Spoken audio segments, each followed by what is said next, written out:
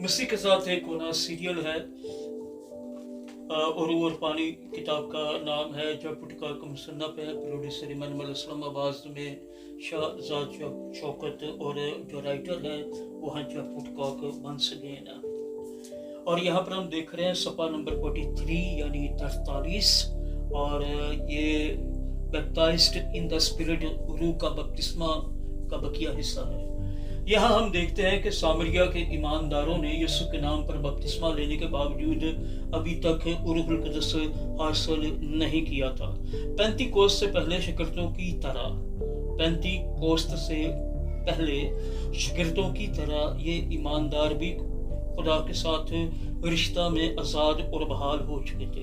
वो अपने गुनाह से तौबा कर चुके थे और खुदा की माफ़ी की हकीकत को जान चुके थे। बतौर खुदा के फर्जंद उरू का बपतिस्मा मसीह में उनकी मिरास का एक जुज़ू था या जुज़ था। ताहम ये सिर्फ उस वक्त मुमकिन हुआ जब उन्होंने उरू से ममूर होने की दुआ की। इसी तरह उरू का बपतिस्मा हर ईमानदार की मसीह में मिरास का एक हिस्सा है।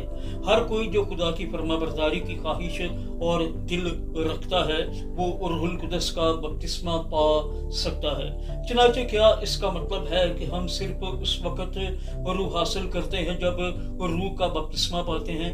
क्या हम खुदा का रूह हासिल किए बगैर उसके साथ रिश्ता रख सकते हैं? सवालिया निशान। या क्या हम रूह के बपतिस्मा के बगैर रूहुल कुद्स हासिल कर सकते हैं? क्वेश्चन मार्क कमाल है। अगला जुज़ है रिसीव एंड वेट, हसूल और इंतजार।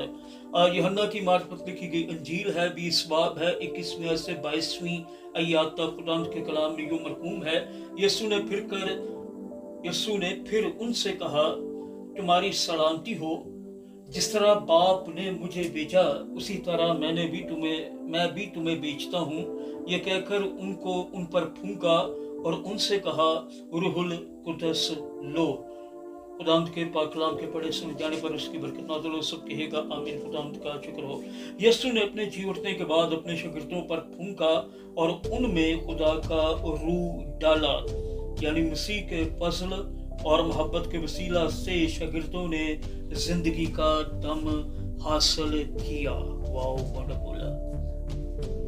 एक आदम के नथनों में दम फूंका जाना और एक नए आदम का जब तख्लीक हुई तब भी रूह का फूंका जाना। व्हाट अ ब्रीथ यार, व्हाट अ कुर्लाकोपस। Great, really I am so glad. मसीह के साथ एक होना सीरियल है, सिलसिला सोम उरू और पानी। जब पुटका मुसन्नफ है, प्रोड्यूसर इमानुअल असलम, आवाज़ में शाहजाद शौकत। ये सफ़ा नंबर 43 है, 43।